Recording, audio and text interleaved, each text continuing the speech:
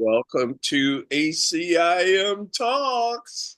And I hope y'all had a good and prosperous weekend and enjoyed yourself. You know, we're in the thick of summer here in Michigan and we're feeling it, but it's nice. It sure beats snow and cold weather to me. How are my folks out in New England and on the East Coast? How's the weather in there? The weather in there is perfect. That's the right question. Yeah, of How's course, the weather in there? of course, he would say that about anything. Perfect, right? Kathleen, how's the weather in Connecticut? Connecticut, it's fine. It's great. All right. So you guys enjoy it while we can. And I think we've got great surroundings for a good time tonight. We're in the uh, Oracle text reading. And guess what? We're still on chapter 14. 14. Yeah, specifically, we're on page 293. But I was just looking things over, and we did the Oracle text reading exercise just about exactly 2 years ago.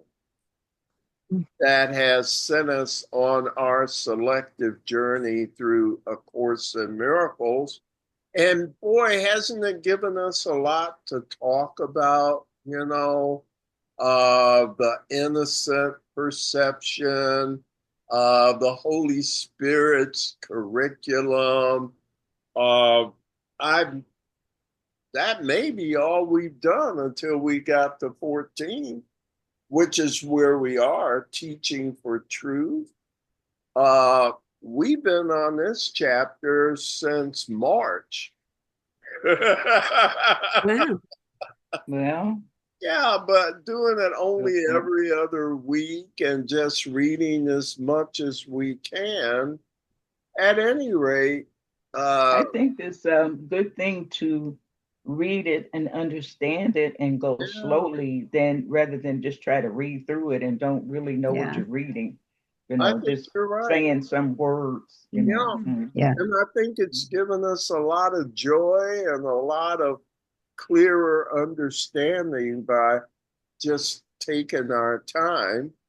Uh, Chapter 14 has 11 sections, and tonight on page 293, we are in section 10. So we've got two more sections to do, and I would say we might complete it tonight, but I don't think so. When you guys get to talking, man, the time just, so I say we do the best we can. Um, the last time I remember we were into this chapter 14, we were talking about reflection. Does that ring a bell for you? Something to do with reflection. Not for me. I'm sorry. It rings a bell to tonight's reading because it talks about reflections and this equality of miracles. Ah, so you see, he's still talking about the subject of a reflection. The previous section was called Reflection of Holiness. Okay. Mm-hmm. Why must we be reflections here? Because we want to see it in ourselves. We want to see the holiness in ourselves. Can you see holiness? Can I? Oh, I love the look on your face here. Panic. Oh, Well, I'll go off. This may or may not be on the right track, but I was gonna say, because it's not real. This is an illusion. yeah. You can't be holy. In level 2, it's not a thing because there is no level 2 in truth. Only in illusions is there a level 2. So while you can't be the thing, if you would like to journey back to become that thing again, the guide is to start faking it until you make it. I'll be a reflection of holiness here in order to regain my holiness in truth.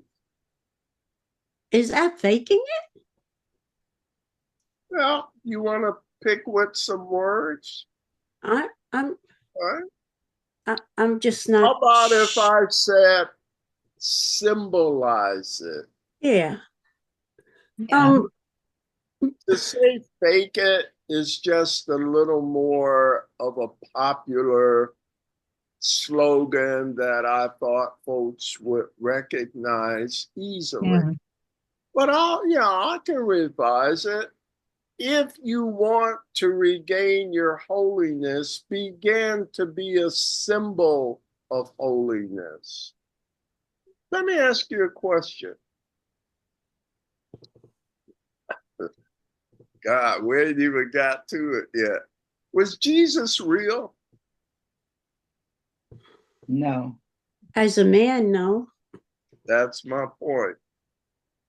And yet, what Jesus did here as a man was what he wants you to do. And that is to reflect in level 2, be a reflection of what you truly are. So you're saying it's faking it because it's not the real? Is that where you okay? In level 2, Okay. I just there didn't get is the no faking holiness. it. Yeah.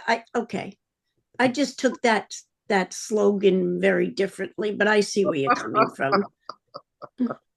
My apologies, dear. No, it's fine. I love it. I'm glad when we come together. Mhm. Let's get readers. Sherilyn White, number 1.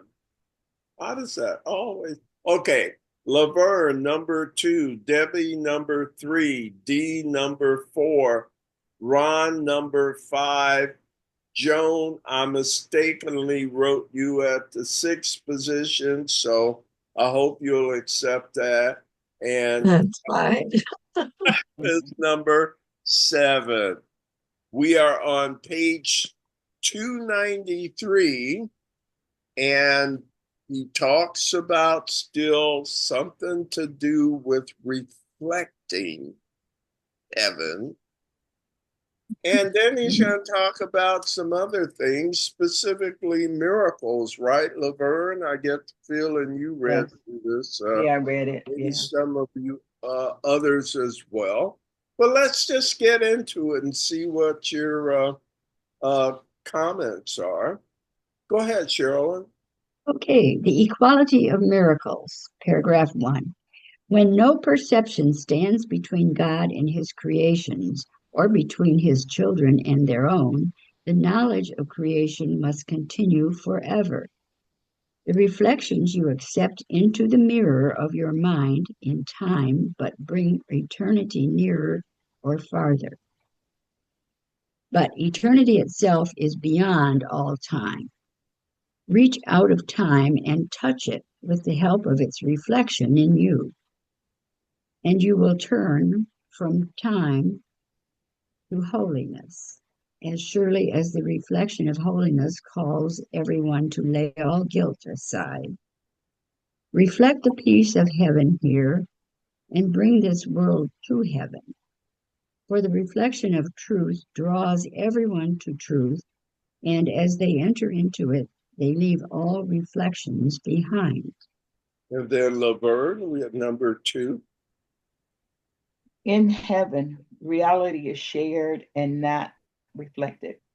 By sharing its reflection here, its truth becomes the only perception the Son of God accepts, and thus remembrance of his Father draws on him, and he can no longer be satisfied with anything but its own reality. You on earth have no conception of limitedness, Less, limitless, less, less. or the world you seem to live in is a world of limits. In this world, it is not true that anything without order of difficulty can occur. The miracle, therefore, has a unique function and is motivated by a unique teacher who brings the laws of another world to this one. The miracle is the one thing you can do that transcends order, being based not on differences, but on equality. Whoa. Comments, anybody? There's no order of difficulties in miracles. All right. So You already explained it before we started. on the reflection piece, right? So that was kind of paragraph 1. So sound consistent with what we were talking about? Yes. Yes. So you start So, comment there? no, I was the comment that last sentence, number 7, for the reflection of truth draws everyone to truth.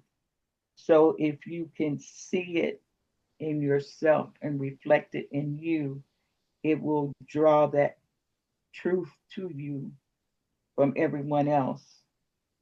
Well, And once you enter into that truth, you become that truth. Yeah. What do y'all think of what Miss Hughes Laverne is saying? Sounds good. For the reflection of truth draws everyone to truth. Right? Let me stop there. And how do you interpret that, Laverne? Well, seeing it in me draws everyone to me. Just like if you're a happy, joyous person, then people are drawn to you because they want to be part of that. So if seeing it, if I can see it in myself, I can become it, and then everyone can gravitate towards me, and I can reflect it out to everybody. Well, I'm with you there. I just want to chew on it here a minute. It says, if you reflect truth, like you were saying, Laverne, people will be drawn to you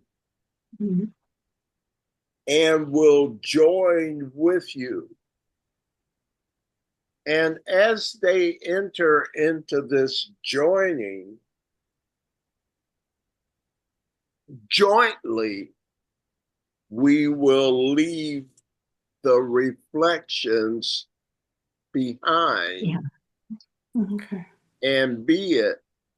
The important thing, though, to me, is that what's going to make that happen is joining.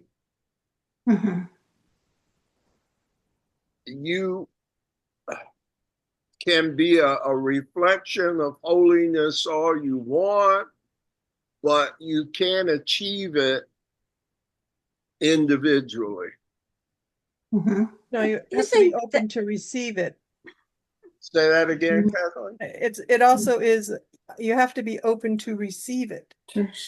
Yeah. It's like when you look in the mirror, you see something. So if you're looking at your brother and you see something and he reflects it back to you, you have to be open to receive it. Mhm. I certainly agree with that. Yes. Other comments here? when we know it for ourselves, we can't not share it. That's we automatically extend Right. what's alive in us. Okay. We all do. All right. And it is. So that's the joining. You can't not. I mean, because you're seeing there's no exceptions. Once you've got it, you're seeing it for everyone. Mhm. The same. And so it's very attractive when you reflect holiness. It's like, what's with them? Where did they come from? They must be from another planet or something. Why are they always keep at peace and kind and they get things done, but it's not in turmoil and anger, and you don't get the feeling they're worried all the time. That's very attractive. Tell me about that planet. I'd like to have some of that. It's what brought me to the course. I had two friends that I didn't know each other. They were each studying the Course in Miracles. I didn't even know that because they never talked about it, but they had such a loving presence about them. Mhm. And then I realized what they had in common was the Course, and that's when I came to the Course. It's like, I got to try this out. Check it out from their loving presence. So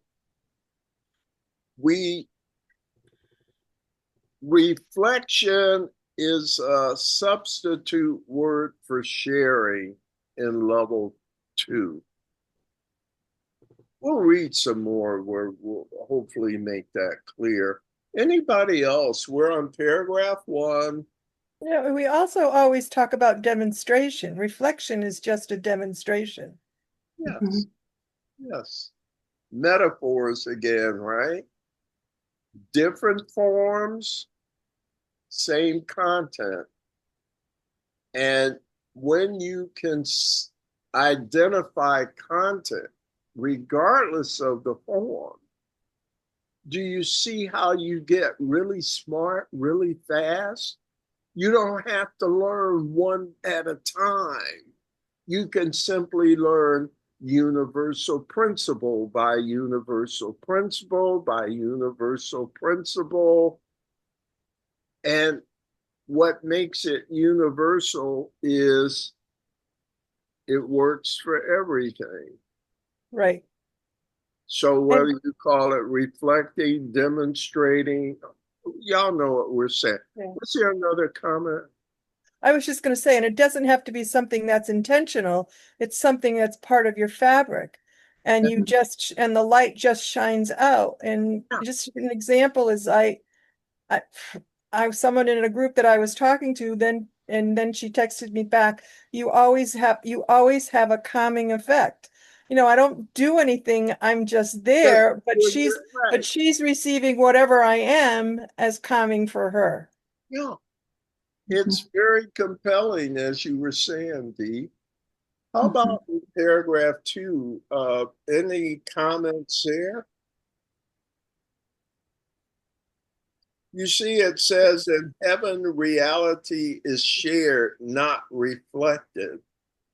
Mhm. But by sharing its reflection here, its truth becomes the only perception the Son of God accepts. There's that word perception. What does it mean to you? Perception. It becomes the only, what's a perception? Thought or idea, An illusion to me. concept. Okay, an illusion. You said an idea, Carolyn? Yeah, a thought or an idea, Huh? or a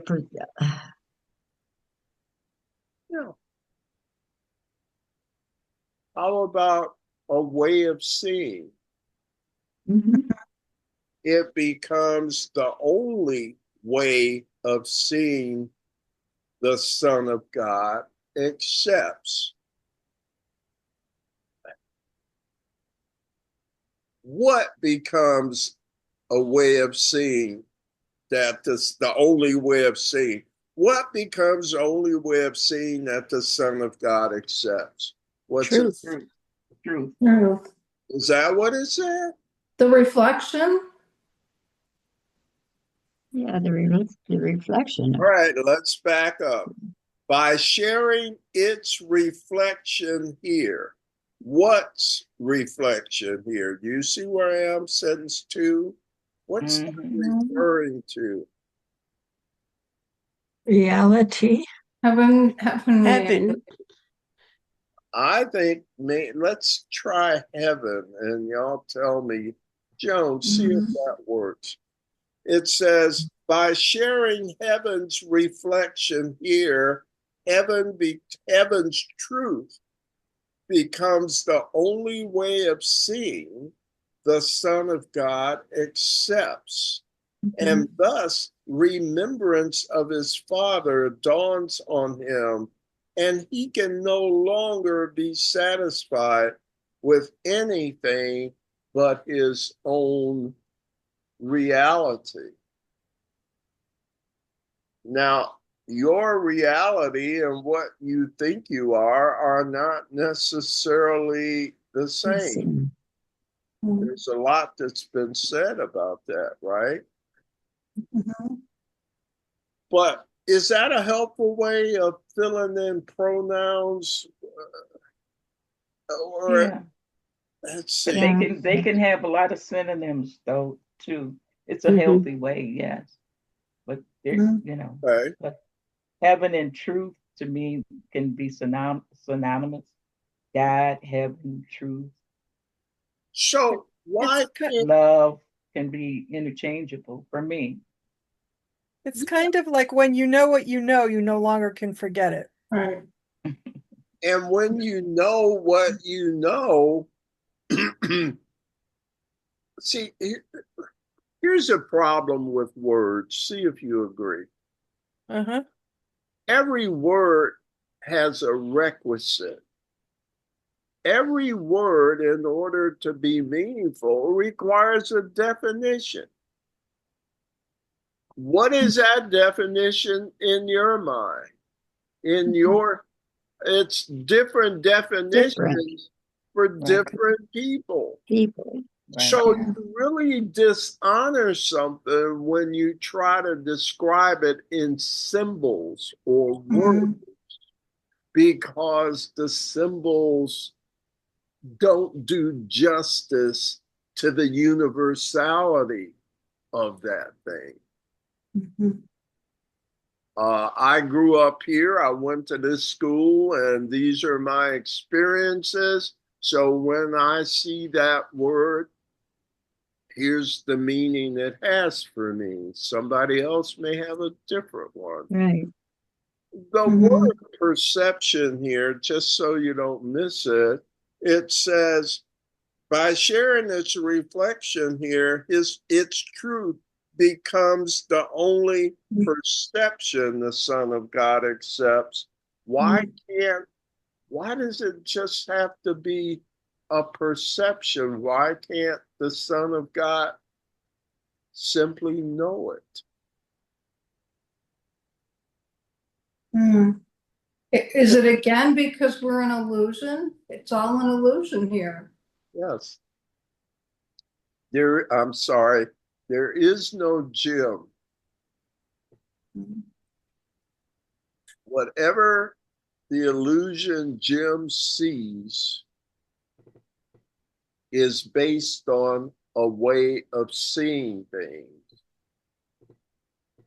The way I see things may not be the way Ron sees them, but the way that the Holy Spirit sees them. Is the Holy Spirit an individual? No. Wouldn't, State of consciousness. yeah. So it sees more clearly because it has a bigger view Yeah. of things. It's not trapped in a body, in a container, in a state of limit. Remember, you have no idea what limitlessness is, do you? No. From paragraph 1. Ron, you quiet? You good? But dog, get the head shake. All right. Anything you want to say, man? Yes, we don't know what limitless is. We really don't. We think we do. We talk about it, but we haven't experienced it. At least I haven't. It's impossible in our current state as individuals. And yet, to change it requires a joint venture. Often I keep saying, why do you think Jesus keeps hanging around? He can't finish without me or you and you. Why?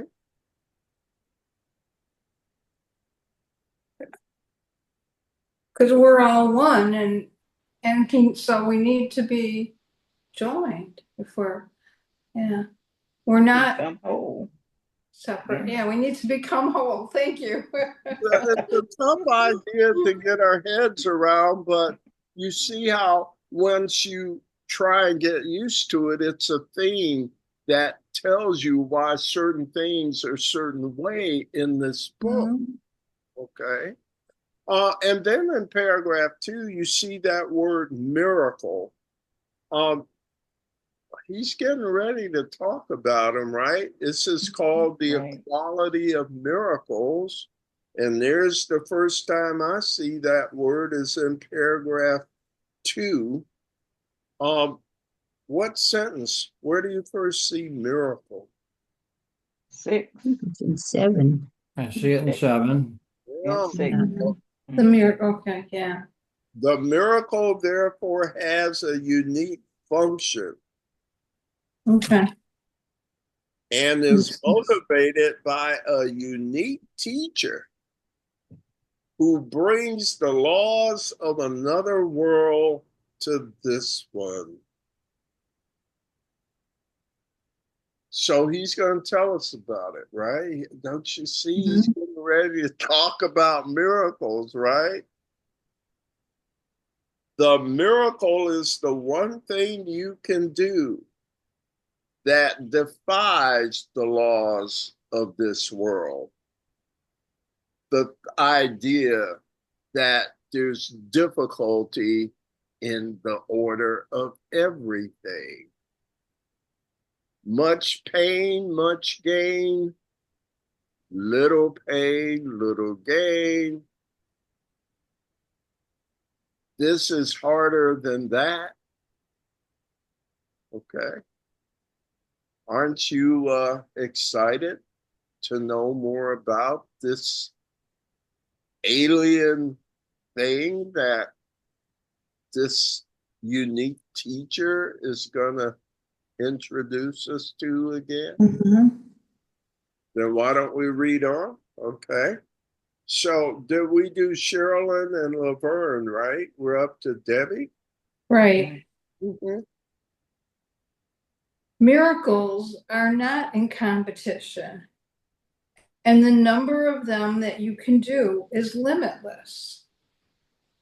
They can be simultaneous and legion. This is not difficult to understand once you conceive of them as possible at all.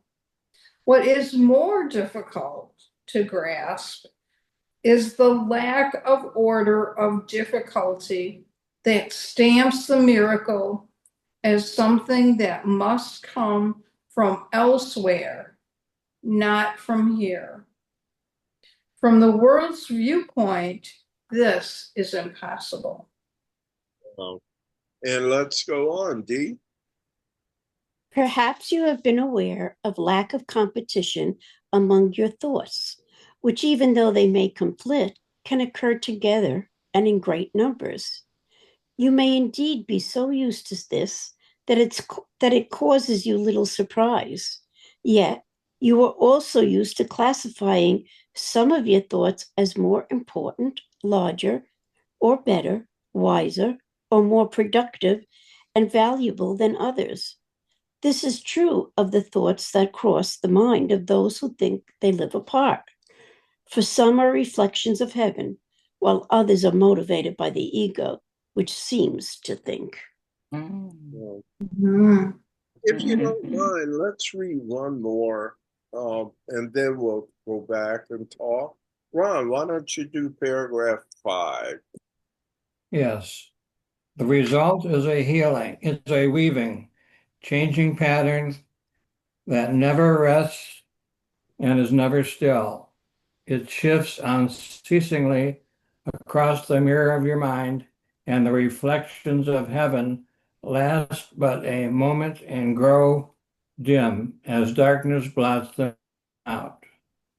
Where there was light, darkness removes it in an instant, and alternating patterns of light and darkness sweep constantly across your mind. The little sanity that still remains is held together by a sense of order that you establish. Yet the very fact that you can do this and bring any order into chaos shows that you are not an ego, and that more than an ego must be in you. For the ego is chaos.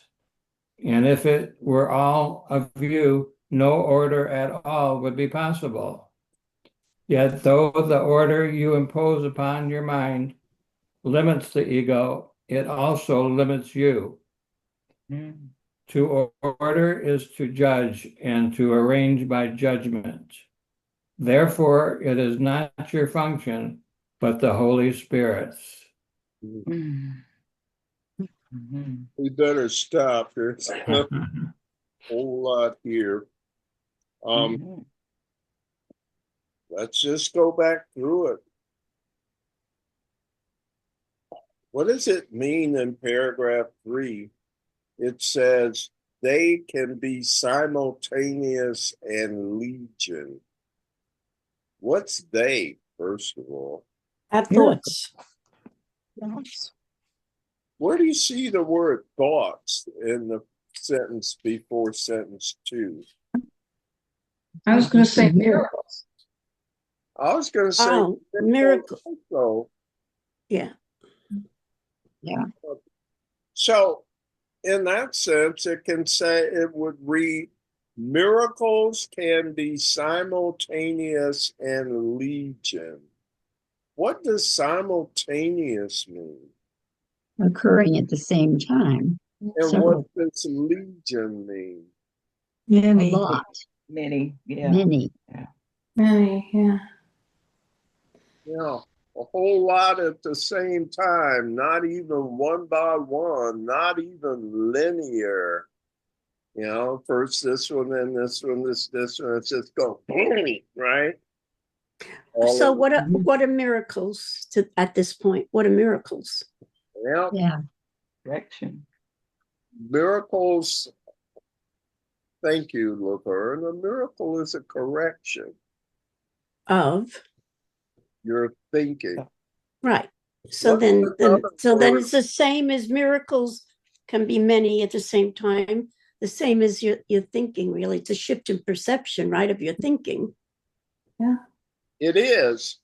But as he's going to talk about in paragraph 4, your shifts are never permanent yet. They keep going back and forth. All right. It's hard to make progress because you just let them go back and forth. All right. Let's see. Is that because we go back and forth between the ego and the Holy Spirit? Absolutely. I think that's where he's headed in this discussion. You see? Right.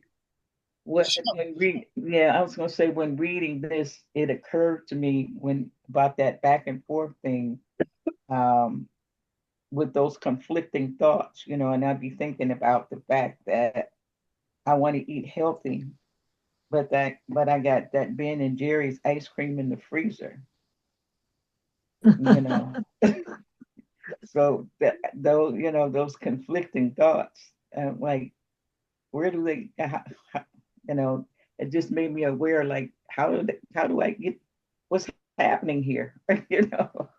And this shifting is our examples of a deeper issue that's going on with me. Right. Sometimes I'm up, sometimes I'm down, sometimes I'm happy, sometimes I'm sad. What comes out of conflicting objectives? Inconsistency. Right. And a lack of consistency might be called Chaos, yeah. which is, do you see where he's going? This is helpful, right? Laverne? Well, a lot, Yeah. oh, go ahead. A lot of it is that we don't even know, he's not talking to the body. So when we even say, is this healthy for me or not, it's really talking about my thoughts. Yeah. To me, because that's what a miracle is, a shift in perception, a shift in a correction of my wrong-minded thinking. Okay. So when we talk about corrections in thinking, what is that word does it make you all think of? Corrections in the atonement. Okay. Atonement is used in two words or two ways. Atonement can be thought of as the process of correcting errors in thinking. Mm-hmm. It is also a state where we have jointly achieved a state of joint correction of errors. That is the state of atonement. The process of atonement can take place in our individual lives, but when we all join individually and collectively do it, we'll reach a state after which what happens next. At 1 minute. Wait a second. Then what happens? Go ahead, Dee. Can you back up? So, didn't Jesus reach that state? Jesus completed the process of atonement. Yeah. But what would be required to achieve the state of atonement? I don't know what you mean by the state of his consciousness. If there are 100 individuals, all right, mm-hmm. and 5 of them reach individual atonement where they've had their correction of errors in thinking, but there are 95 that haven't completed their individual processes. So the state of atonement has not been achieved. It has in his consciousness. Yes, but you are not an individual consciousness. But his achievement is seeing that he's not an individual consciousness. He has achieved it. There's no exception in his consciousness. He has achieved it for everyone in his consciousness. There's nothing outside of that. I respectfully disagree. Okay, I'll We, listen. we do not have individual consciousness. Correct. Consciousness is not, individual consciousness is the tiny mad idea. Yes. There is no individual separate heaven. You are not an independent entity. My consciousness, in order to be effective, has to be emerging, or a whole, a collective. That is what has power. I have some power as an individual, but it's minuscule compared to the power of collective consciousness. The state of atonement is a collective. The process of atonement or atoning is an individual process. But What gets healed? What gets healed in us when we have, when we have those holy instants or miracles? What is healed in us? the healing is our commitment to be part of a collective. Okay. As I'm part of a group, my destiny is still being controlled by the group. Therefore, there's a service imperative in me, because for me to complete my journey back, I have to help you complete your journey back. Okay, I just want to throw this out there. Sure. But if all of you are part of my illusion, when I reach that point of Christ consciousness or whatever you want to call it, and that illusion fades, then you no longer exist. Right. You are part of the oneness. That's what I'm saying. Thank you. And the you no longer exist as well. Your Right. you no Let me longer ask you exists. this. Do you have control over my state, Kathleen? But if you're part of my illusion, I don't have control over what you do, because you're in the illusion. Understand. But if you're saying everything that I see and do is an illusion, then you're part of my illusion. And if my illusion is no longer there, then in my illusion you don't exist. The whole collective consciousness then is healed. Yeah. And from my perspective, yeah. It's so interesting. Who is anybody a Star Trek fan besides me? Anybody? Sure. Remember the Borg, Debbie? The Borg. I do. You remember the Borg? They tried to force everybody into this. Yeah. Go ahead. Force everybody into this collective consciousness. Yes. They thought everybody should be one. Yes. And so they used force. Yes. To make. Okay. That's a good analogy. And let me keep that and offer this. Kathleen says everyone is an illusion, right? Mm-hmm. Right, Kathleen? Yeah, I'm just throwing it out there for controversy, because it's so at the other end of what you're thinking. What I agree with that, though. When you stop seeing illusions, Jim disappears, right? Right. Well, everyone disappears. And Kathleen disappears too. So what are all of you to Ron?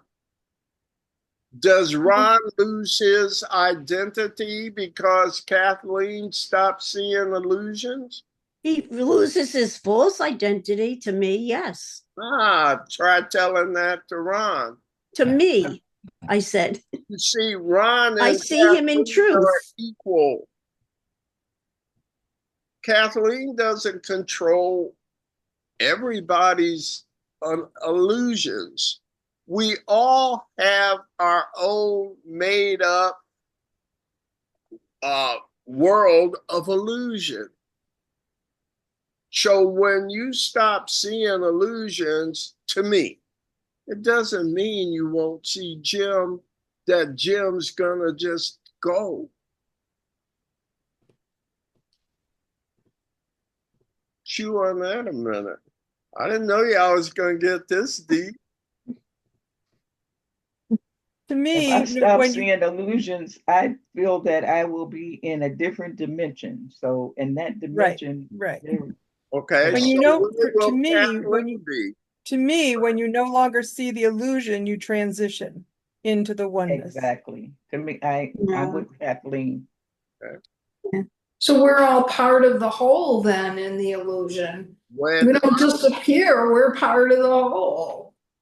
Yes. excellent responses. Yep. When I stop seeing illusions, the illusions will not disappear.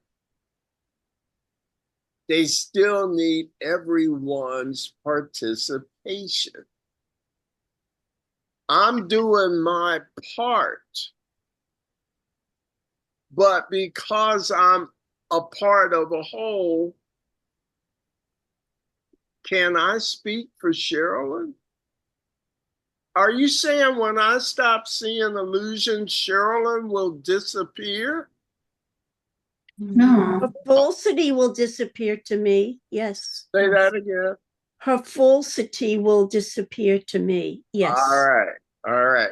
Now, while you're doing that and great progress, Sherilyn, is she still seeing illusions? Yes. No. It doesn't wake everyone up. We have to wake That's up individually. That's my point.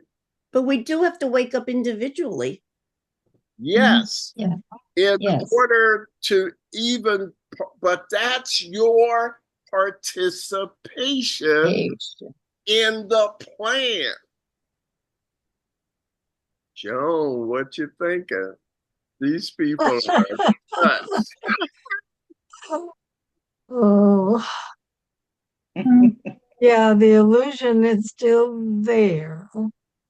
I still see Sherilyn.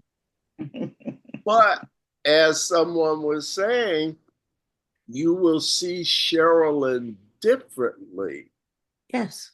Yes. But they won't disappear because you reach some sort of Rest. enlightenment. Jesus reached enlightenment. Did we all disappear? No. We each have to wake up from our unreality. Okay. When, if there are 100, this is our base. You are one of 100, D, and Ron is number 2 of 100. When 1 and 2 wake up, that's great, but the job isn't finished. But what 1 and 2 are now going to do is to demonstrate their, forgive this word, wokeness, okay? And thereby get more people to join them in waking up. When 100 have awakened, what's going to happen next? It's exciting. We'll be in heaven. We won't be in unreality. No, you'll be at the gate of heaven. Yes. And then God will take final step. So Jim, what happens when you transition? I have no idea. What is the final step? Yeah, so go ahead. That's a maybe What I'm an honest answer. I'm still with you, Kathleen. yeah, this is just what it is. I mean, I've had I've talked about my open heart surgery and that one Yes. point in time when everything stopped and I didn't exist. I was in a place of complete peace.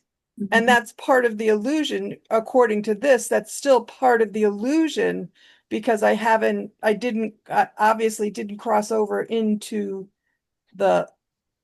what the course is saying. Other But dimension. yeah, but you know, you can be here and still exist in that state of mind. And I think that's what you're saying is, and the more people that exist in that state of mind, the more there is the reflection of the light and bringing more people into the light.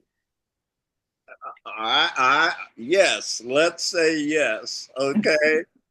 The truth is, I don't really know. I'm in a state of trusting an explanation that seems plausible.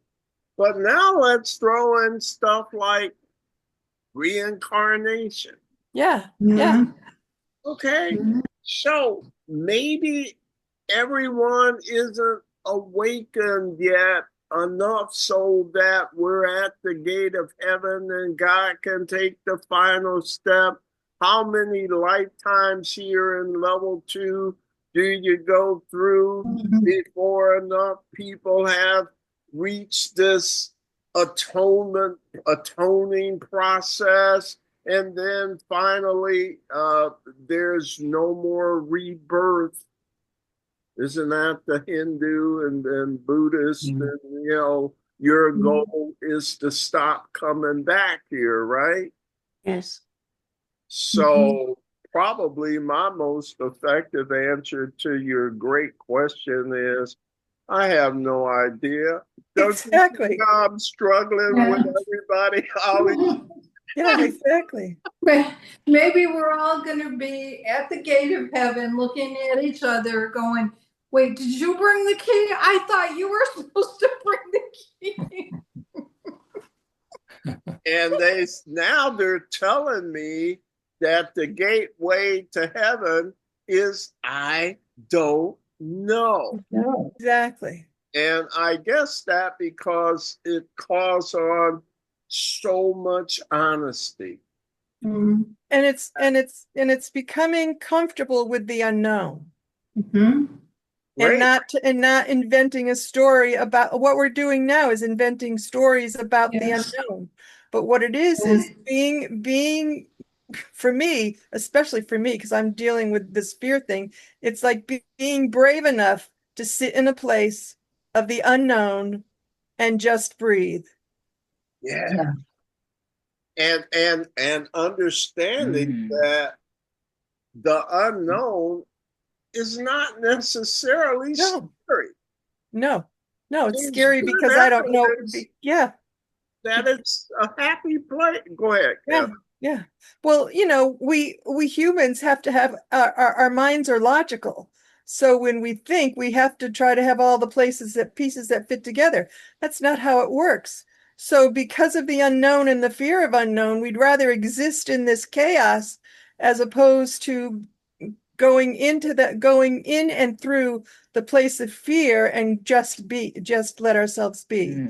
Because the ego mind is there. For me, the ego mind is there constantly tossing all the different stories that is going to happen when I attempt to go into the unknown, because the ego doesn't want to die.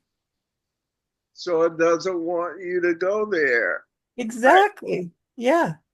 And the way it does that is by making us afraid to go there to find out. Yeah. Now, we've done, hey, good session. Thank you for all your questions. I don't know if I did any justice to them. I'm doing the best I can. But there's so much more in these last 2 sections that I've heard you allude to that Jesus is going to actually talk about in the remainder of this chapter. So I'm excited to come back and try and finish this chapter up again next time. But I think we probably should quit for tonight, okay? It was great. Okay. Thank you. Thank Yes, you. it was. Great for me as well. Very Yes, thank good. you. Yeah, the next you. section, that statement about order. If you got order, oh boy, you're judging. Okay, we'll talk about next Yeah, time. we did say that at the end of paragraph 5, didn't we? Mhm. I got to go back and look and see what the 12 powers say about order. So we'll try and catapult from that last sentence when we meet on this again. And in the meantime, have a great rest of the week. If you get a chance, I'm still promoting ACIM music and meditation. Believe it or not, that's getting to be one of my favorite Yeah. programs to do. So check us out this Wednesday. Our topic is our topic is perception versus knowledge. So if you get a chance, come and join us.